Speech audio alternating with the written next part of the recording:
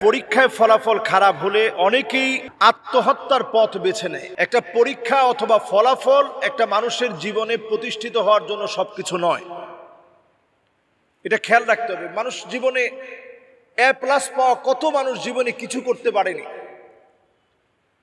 আবার জীবনে কত মানুষ তেমন ভালো রেজাল্ট করেনি, সে অনেক কিছু করেছে। এজন্য মৌলিকভাবে ইসলাম যারা আমরা ফলো করি, আমাদের একটি জায়গায় আসতে হবে, ওয়াল কাদরি খাইরিহি ওয়া শাররিহি মিনাল্লাহি তাআলা। ভাগ্যের ভালো এবং মন্দ এটি আল্লাহর পক্ষ থেকে দেওয়া হয়ে থাকে।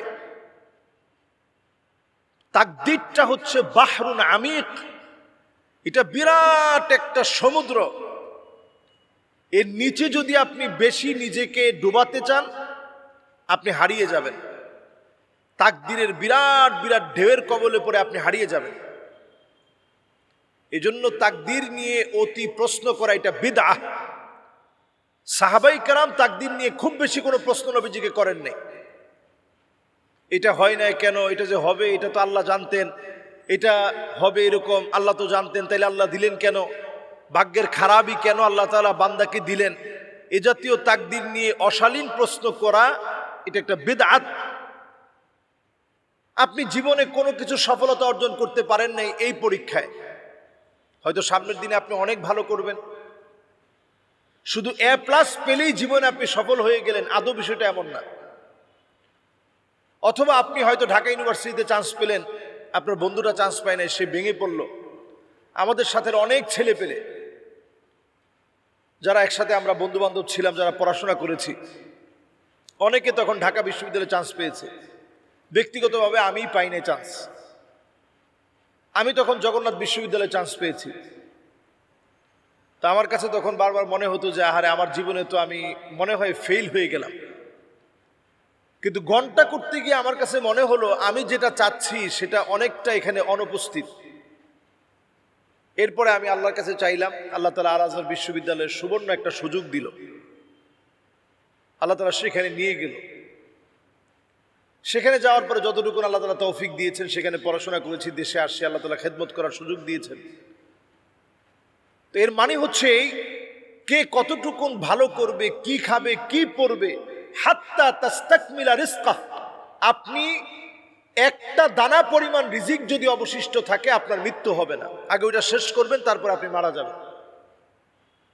যদি সব বিষয়টা এমনই হয়, তাহলে একটু সামান্য রেজাল্টের জন্য আমি কেন আত্মহত্যা করতে যাব? আত্মহত্যার পথ আমি কেন বেছে নিব? মান কাতালা নাফসাহু বিশাইইন উযিবা বিহি ইয়াউমাল কিয়ামা। যে ব্যক্তি আত্মহত্যা করে নিজেকে ধ্বংস করবে, বারবার এই আযাব আসবে। এই আযাবের কারণে বারবার তার মৃত্যুর যন্ত্রণা সহ্য করতে হবে। মৃত্যুর যন্ত্রণাটা কেমন আপনি মাঝে মাঝে দেখেন। একটা তেলা পোকা, আপনি হয়তো একটা বাড়ি মেরেছেন, আঘাত করেছেন, কয়বার ঘুরতে ঘুরতে ঘুরতে ঘুরতে তারপরও মনে হয়েছে যে সে মরে গেছে। এরপরও আপনি তাকায় দেখবেন তার পাটা নড়তেছে, তার সুরগুলা সে নাড়াচ্ছে, মানে এখনো সে আপ্রাণ চেষ্টা করছে একটু বাঁচার জন্য। এরপরে দেখবেন পোকা তার একেবারে পিঁপড়া এসে শত শত পিঁপড়া তাকে কামড়াচ্ছে, এরপরেও দেখবেন পাটা নাড়াচ্ছে একটু বাঁচার জন্য আপ্রাণ চেষ্টা করছে। আর আপনি আশরাফুল মাখলুকাত, আল্লাহ তাআলা আপনাকে এত শ্রেষ্ঠত্ব দিয়েছে, আপনি কেমন করে আপনি আপনার নিজের জীবনটাকে ধ্বংস করে দেন? এই জন্য আত্মহত্যার পথ কোনোভাবে বেছে নেওয়া যাবে না। আল্লাহ তাআলার কাছে সাহায্য চাইতে হবে। হতাশা আসলে মসজিদের দিকে আসেন, ওয়াসজুদ ওয়াক্তারিব, সিজদা অবনত হন, মসজিদে আসেন, নামাজ পড়েন, আল্লাহর কাছে সাহায্য চান। যেই বয়সের হন না কেন, আপনি মসজিদে আসলে দেখবেন আপনার একটা সার্কেল তৈরি হবে, নামাজি সার্কেল। অনেকে দেখবেন একটু বয়স্ক হয়ে যাওয়ার কারণে সন্তান হয়তো বিদেশ চলে গেছে, উনি আত্মহত্যার পথ বেছে নিয়েছে। আপনি মসজিদে আসেন, আপনার সহপাঠী আপনি পাবেন নামাজি সহপাঠী, যারা আপনাকে গাঁজা খাওয়ার পরামর্শ দিবে না, নেশার পরামর্শ দিবে না, যারা আপনাকে আত্মহত্যার পরামর্শ দিবে না, বরং এখানে আসলে নামাজের কথা শুনবেন, মনটা প্রফুল্ল হবে, আত্মা পরিশুদ্ধ হবে। এজন্য আমরা চূড়ান্ত সফলতায় আমরা যেন ব্যর্থ না হই, আখিরাতের জীবনে যেন ব্যর্থ না হই।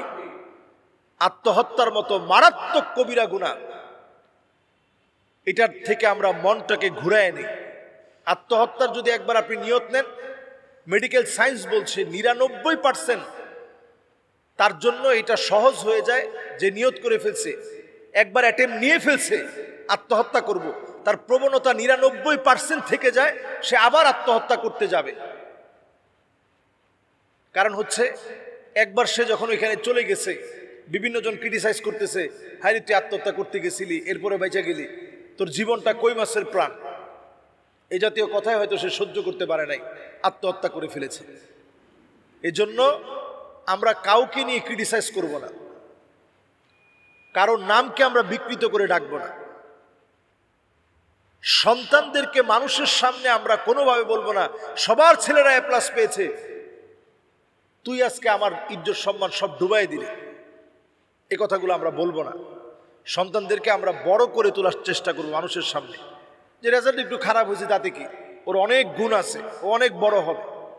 এই কথাটা আপনি একদিন বলে দেখেন, এই সন্তানের কাছে আপনি আসল হিরো হয়ে যাবেন, আপনি আইডল হবেন এই সন্তানের কাছে, যে আমার বাপ বাপের মতো।